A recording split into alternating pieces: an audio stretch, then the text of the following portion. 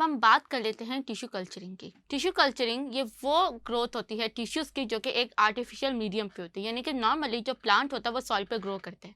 लेकिन मैं अगर प्लांट का छोटा सा पीस लेकर किसी भी आर्टिफिशियल मीडिया यानी कि ऐसा मीडियम या ऐसी प्लेट जिसके अंदर उस टिश्यूज़ को या उस छोटे से पार्ट को ग्रो करने के लिए वो तमाम मीडिया या वो तमाम न्यूट्रिएंट्स रिक्वायर्ड होते हैं, वो उसमें डाल कर उसको रख दूँ और उसका एक आर्टिफिशियल कंट्रोल एनवायरनमेंट प्रोवाइड करूँ, तो उसके बाद जो प्लांट ग्रो होगा या उसके बाद जो कैलस या जो टिश्यूज़ प्रोड्यूस होंगे वो टिश्यू कल्चरिंग होती है।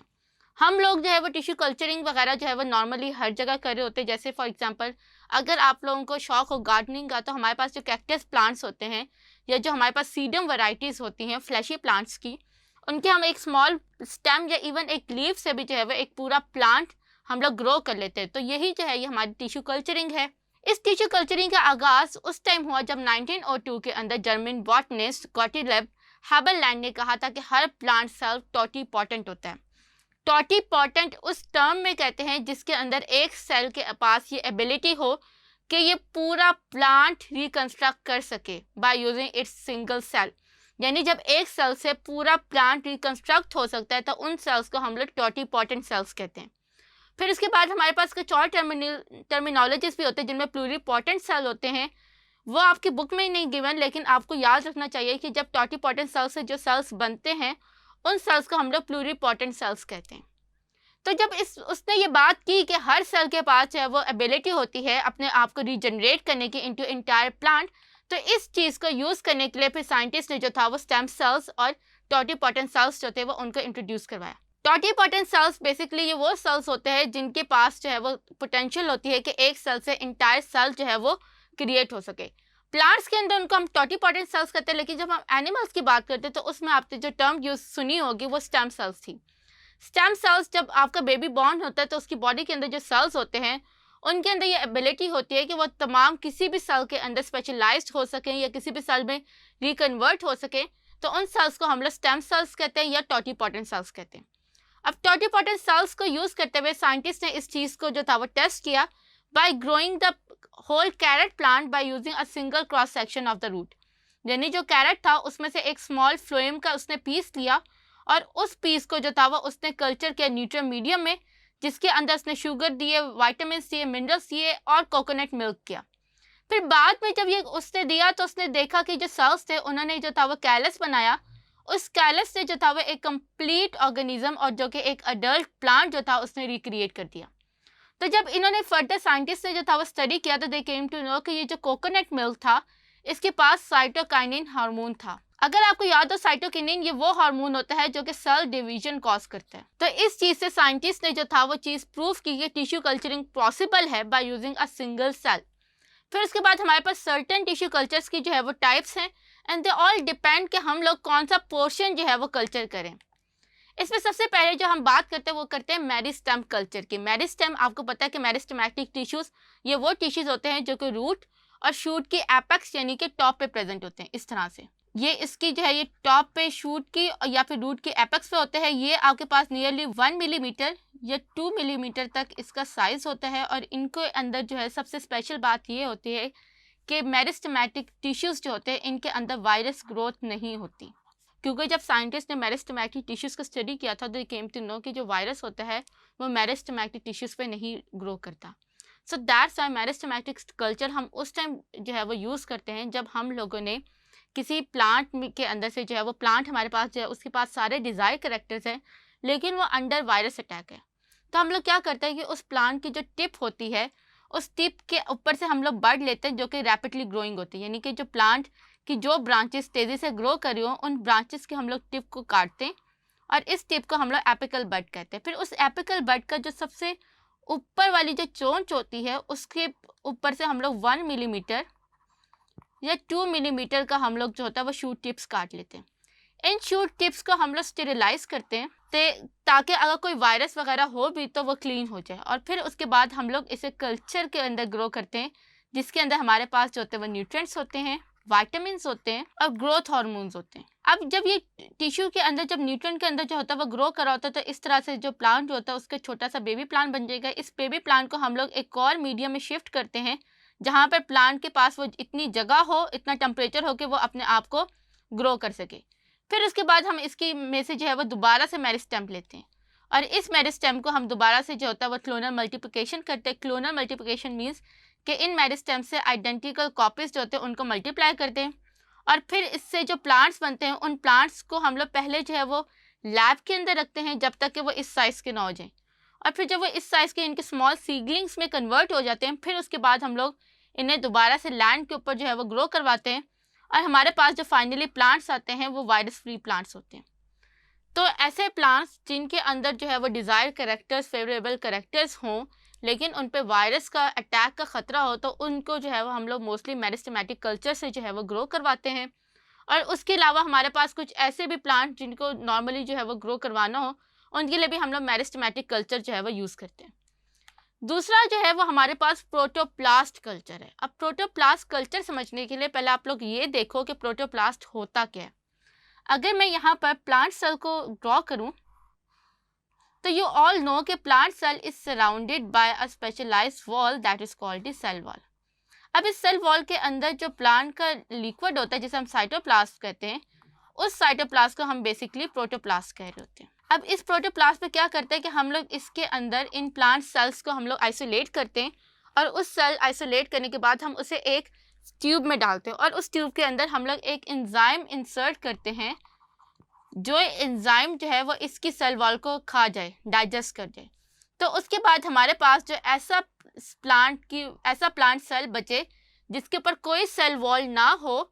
उसको हम लोग प्रोटोप्लास्ट सेल कहते हैं। फिर इस प्रोटोप्लास्ट सेल को जब हम लोग कल्चर करते हैं और उससे एक न्यू प्लांट डेवलप होता है, उस न्यू कल्चर डेवलप होता है, उसको हम लोग प्रोटोप्लास्ट कल्चर कहते हैं। अब यहाँ पर अगर आप देखो इस प्रोटोप्लास्ट सेल को तो इसके पास सेल वॉल के अलावा हर चीज़ है, चाहे सेल मेम्ब्रेन से लेकर सेल ऑर्गेनेली, हर चीज़। ये नॉर्मल प्लांट है, सिर्फ इसके अंदर इस नॉर्मल सेल के अंदर जो है वो सेल वॉल रिमूव हुई है। इसका फ़ायदा ये होता है कि इससे हम लोग प्रोटोप्लास्ट कल्चर के ज़रिए हम लोग प्रोटोप्लास्ट हाइब्रिडाइज्ड प्लांट बना सकते हैं। हाइब्रिडाइज्ड प्लांट का मतलब क्या है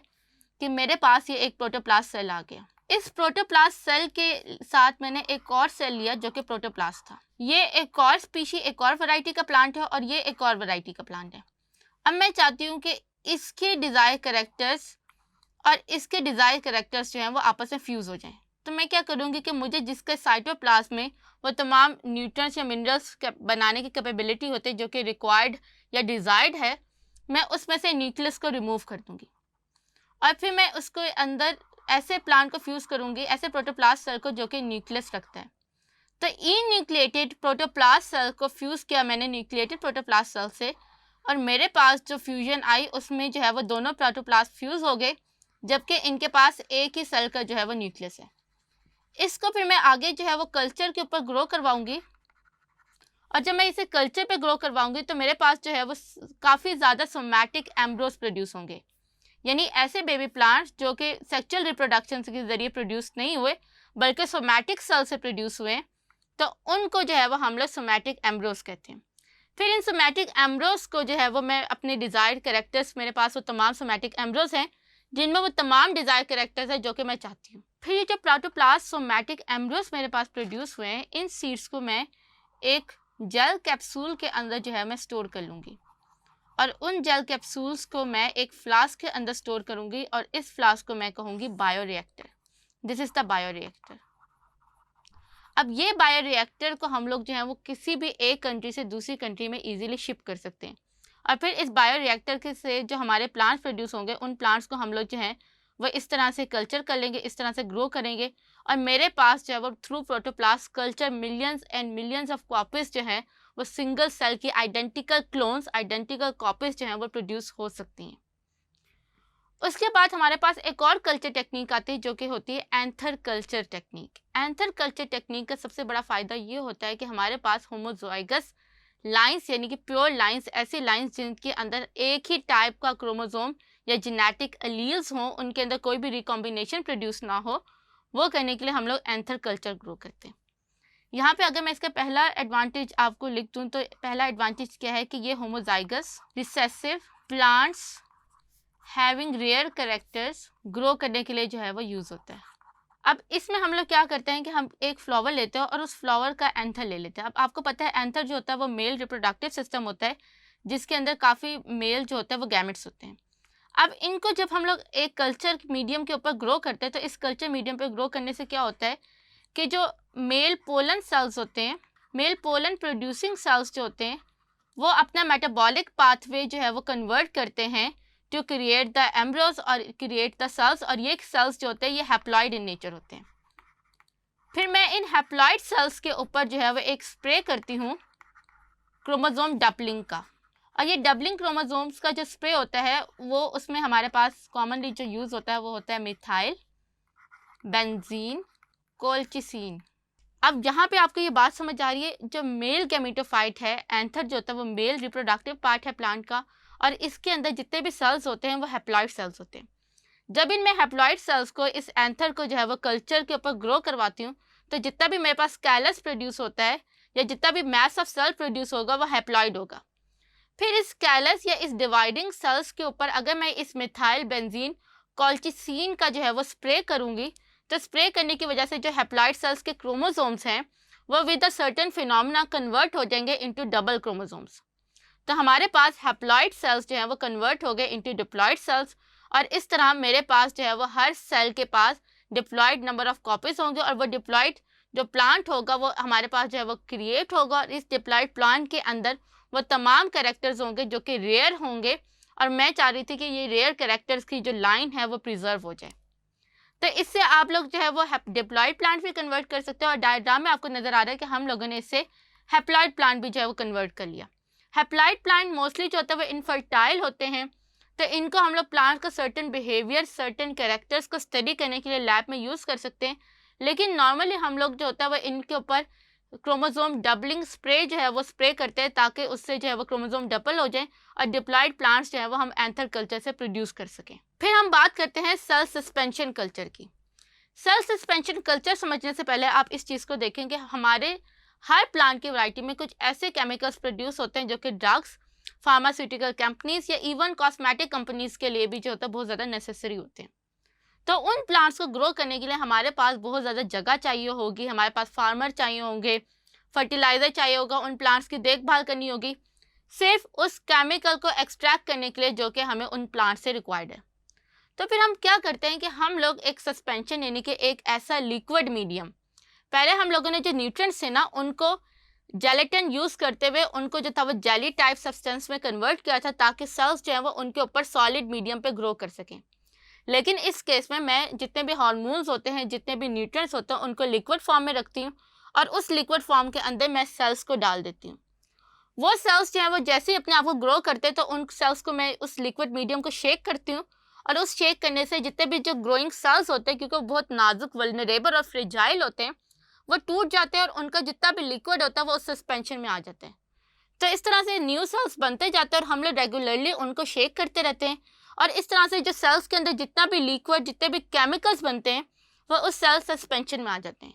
फिर उस सेल सस्पेंशन में से हम लोग अपने डिज़ायर केमिकल्स को एक्सट्रैक्ट कर लेते हैं, और फिर उन केमिकल्स को हम लोग लैब के अंदर या कॉस्मेटिक्स में, एग्रीकल्चर प्रोडक्ट्स या इवन मेडिसिन, हमें किस चीज़ में भी वो केमिकल्स रिक्वायर्ड होंगे हम उनको यूज़ कर लेंगे। तो इस तरह हमारी जो मेहनत है किसी भी प्लांट को ग्रो करने की, उसका ध्यान रखने की, उस पर स्प्रे करने की, उसको एरिया जितना रिक्वायर्ड है वो सारा जो है वो स्टोर हो जाता, कंट्रोल हो जाता है by using this cell suspension culture technique. तो इस तरह से प्लांट्स जो होते हैं वो सर्टन टिश्यू के टेक्निक कल्चर से जो होता है वो ग्रो करवाए जाते हैं। आपने याद रखना हमारे पास जो होता है वो हर चीज़ की काफ़ी ज़्यादा टेक्निक्स होती हैं, वैराइटीज़ होती हैं। ये डिपेंड करता है कि आपको कौन सा मीडियम चाहिए, आपके पास कौन से न्यूट्रिएंट्स है, कौन सा प्लांट है, और आप किस तरह का प्लांट जो है वो डिज़ायर प्लांट ग्रो करना चाह रहे हैं। तो हर डिज़ायर प्लांट जो आपको चाहिए उसके अकॉर्डिंग आप लोग जो होता है वो टिश्यू कल्चर चूज़ करते हो, और फिर अपने प्लांट के मुताबिक उसमें जो होता है वो मीडियम और उसमें कल्चर मीडिया के अंदर चीज़ें ऐड करते हो और फिर प्लांट को जो है वो ग्रो करवाते हो। तो by this technique we can easily grow millions of copies from a single cell. Thank you.